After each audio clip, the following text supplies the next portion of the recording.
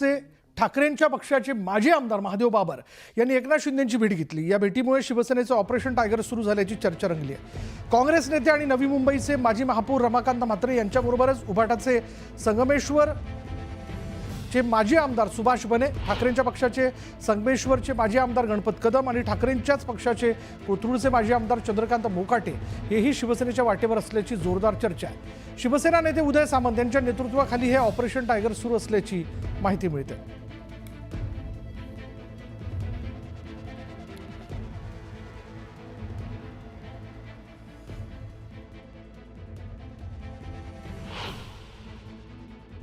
सहानुभूती म्हणून सर्व मीडियानी परिस्थिती निर्माण केली होती की उद्धव बाळासाहेब ठाकरे यांच्यावर सहानुभूती आहे। विधानसभेच्या निवडणुकीत तुम्हाला दिसलेले आहेत आणि कार्यकर्ते पदाधिकारी यांना समजलेलं आहे की यांनी केवळ खुर्ची करता काँग्रेसच्या सोबत हे गेलेले आहेत। मुस्लिम धार्जिणं, अल्पसंख्याक लांगुल चालन यांचं जे सुरू आहे त्याच्यामुळे पदाधिकारी कार्यकर्ते बाळासाहेबांच्या विचाराचा त्यांच्याकडे राहणार नाही। सर्वजण एकनाथ शिंदेसाहेब यांच्या नेतृत्वाखाली काम करण्यासाठी सज्ज झाले आणि पुन्हा आमच्याकडे सगळे येणार। आपण पाहताय रोज हजारो पदाधिकारी, हजारो कार्यकर्ते शिवसेनेत एकनाथ शिंदेसाहेब यांच्या नेतृत्वाखाली प्रवेश करत आहेत। आता जे ऑपरेशन टायगर आहे हे ज्याला वाईल्ड कॅट्स म्हणतात, इकडे तिकडे फिरत असतात जंगलात, त्याच्यापैकी कुणी असतील ते मला माहित नाही। मला कोणाची नावं घ्यायची नाही। जी नावं तुम्ही घेताय किंवा येतील अशी अपेक्षा आहे त्यांना आमच्या शुभेच्छा आहेत। अनेक वर्ष ते शिवसेनेमध्ये होते, अनेक वर्ष त्यांनी शिवसेनेत काम केलं, अनेक वर्ष त्यांना शिवसेनेनं पदं दिलेली आहेत, प्रतिष्ठा दिलेली आहे। तरी कोणी जात असेल किंवा निघालेत असं आपण म्हणताय, मला माहित नाही। तर जोपर्यंत अशा प्रकारच्या प्रत्यक्ष बातम्या येत नाहीत तोपर्यंत मी त्यावर भाष्य करणार नाही। उपमुख्यमंत्री शिंदेंच्या भेटीवर रवींद्र धंगेकरांनी स्पष्टीकरण दिलंय।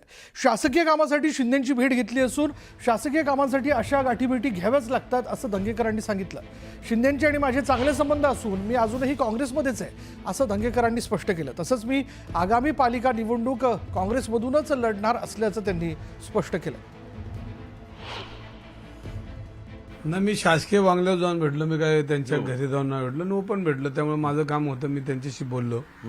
त्यांनी मला आश्वासन दिलं की करतो काम, म्हणून मी गेलो आणि मी पहिल्यांदा फोन करून गेलो। दुसरी चर्चा अशी आहे की तुम्ही मी दाखवतो एकीकडे जाणार दुसरीकडे, मग उद्धव बाळासाहेब ठाकरेंकडे जाणार अशी चर्चा, नेमकं काय? ना असं काय नाही, चर्चा नाही काय।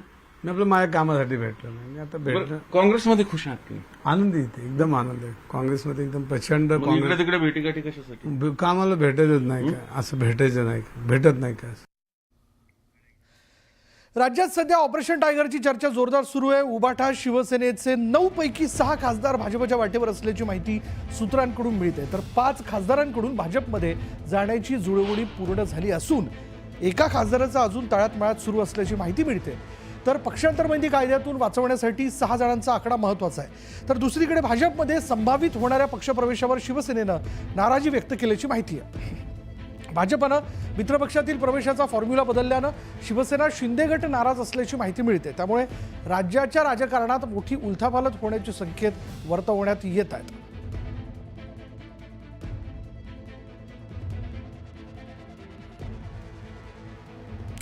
तर कोथरूडचे उभाटाचे माजी आमदार चंद्रकांत मोकाटे हे शिवसेनेच्या वाटेवर असल्याची सूत्रांची माहिती आहे। एका लग्न समारंभात उद्धव ठाकरे आणि चंद्रकांत पाटलांच्या भेटीनंतर त्यांनी आपली नाराजी उघडपणे बोलून दाखवल्याची सूत्रांची माहिती आहे। विधानसभा प्रचारासाठी मी उद्धव ठाकरे यांची सभा लावली होती, पण ती ऐनवेळी रद्द झाली। पण ती कोणामुळे रद्द झाली हे आता तुम्हीच शोधा असं या भेटीवर मोकाटेंनी बोलून दाखवल्याची माहिती आहे। मोकाटे सध्या ठाकरे सेनेत असले तरी ते नाराज आहेत अशी माहिती आहे। आपली नाराजी प्रकट करण्यासाठी ते संधीच शोधत असतात। परवाच्या पक्ष बैठकीतूनही ते मधूनच उठून गेले होते आणि त्यानंतर ऑपरेशन टायगरमध्येही त्यांचं नाव आल्यानं मोकाटे पुन्हा चर्चेत आलेत।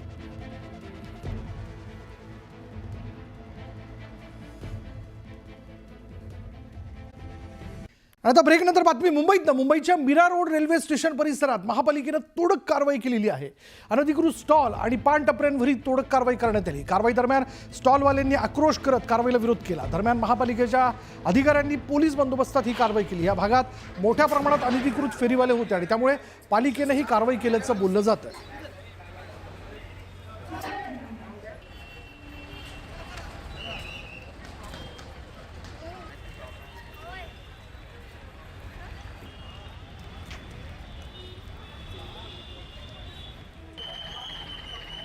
तर वर्ध्यामधून एक संतापजनक घटना समोर आलेली आहे. जिल्हा परिषदेच्या शाळेत 2 शिक्षकांमध्ये फ्री स्टाईल हाणामारी झाली.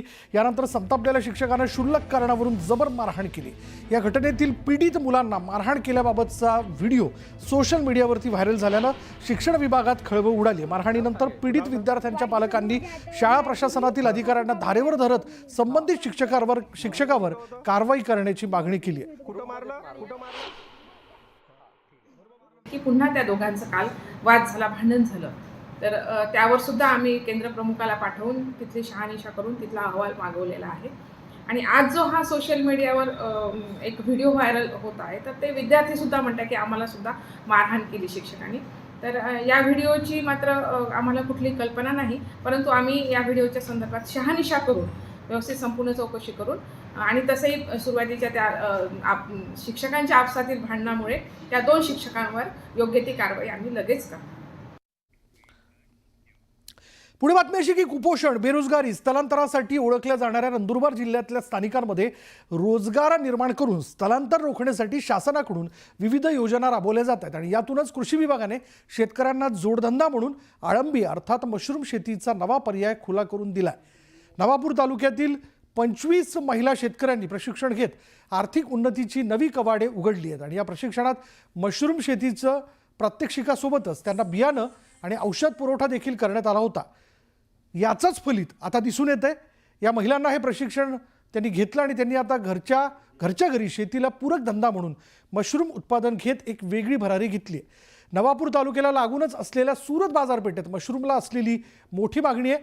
अवघे 300 रुपये किलो बियाणं असणाऱ्या मशरूम उत्पादनातून किलो मागे शेतकऱ्यांना 1200 ते 1500 रुपये मिळत असल्यानं फायदा देखील होतोय. त्यामुळे नवापूर आता अळंबी होण्याकडे वाटचाल करताना दिसतोय. आम्ही मशरूम आधीच आम्हाला मशरूम ट्रेनिंग करायचं होतं. आम्ही कृषी सहाय्यक सरांना सांगायचो, प्रत्येक मीटिंग वेळच्या वेळेस त्यांना सांगायचो का आम्हाला काहीतरी आमच्या गावातल्या बायांना रोजगार द्या, त्याच्यासाठी आम्हाला मशरूमचं ट्रेनिंग करायचं आहे. तर त्यांनी वरिष्ठांना कळवलं आणि कृषी ऑफिसकडून आम्हाला मशरूमचं ट्रेनिंग हे उपलब्ध करून देण्यात आलं. आणि त्या ट्रेनिंगमध्ये आमच्या गावातील बायांनी सहभाग घेतला. जवळजवळ आमच्या गावातील 12 महिलांनी सहभाग घेतला होता आणि त्याच्यातून आम्ही मशरूमचं ट्रेनिंग घेतलं.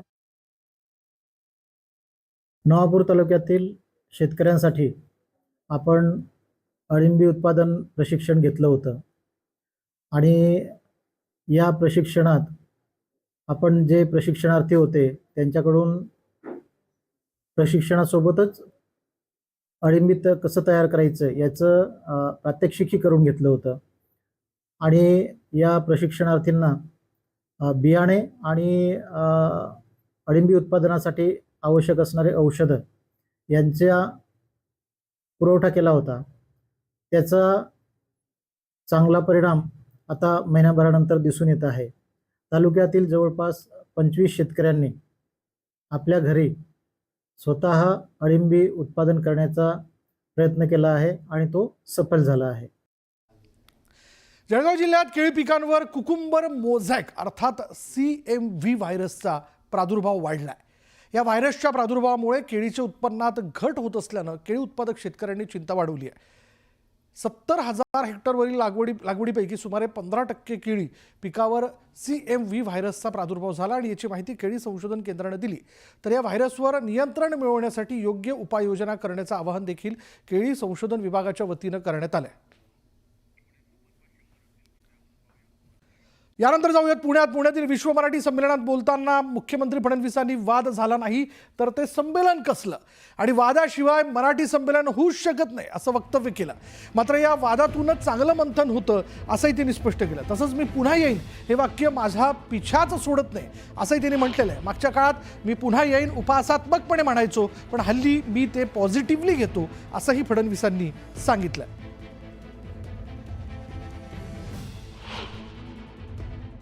उदय सामंतजी सांगत होते की काही ना काही लोकांनी वाद तयार केला, काही कोणी प्रश्न उपस्थित केले.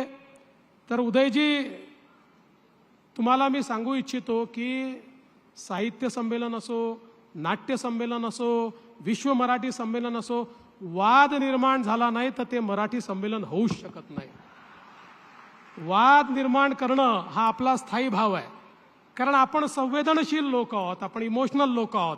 त्यामुळे वाद विवाद प्रतिवाद हा झालाच पाहिजे. यातनंच खऱ्या अर्थानं मंथन होऊ शकतं.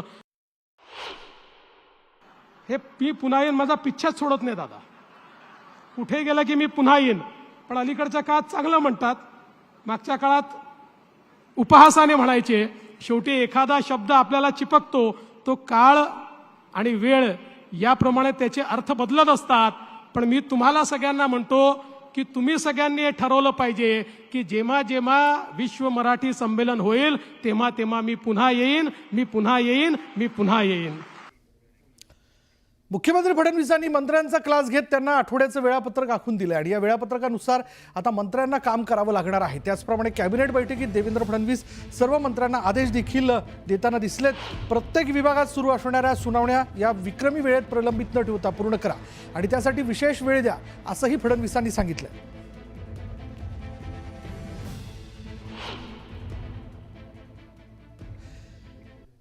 तर देवेंद्र फडणवीस यांचा क्लास कसा आहे बघा. त्यांनी असं म्हटलंय की मंत्री सोमवार ते बुधवार मुंबईत असणार.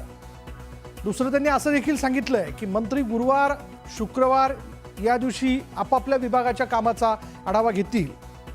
शिवाय शनिवारी आणि रविवारी मतदारसंघातील प्रश्न मार्गी लावतील असं वेळापत्रक फडणवीसांनी सगळ्या मंत्र्यांकरता आखून दिलेलं आहे.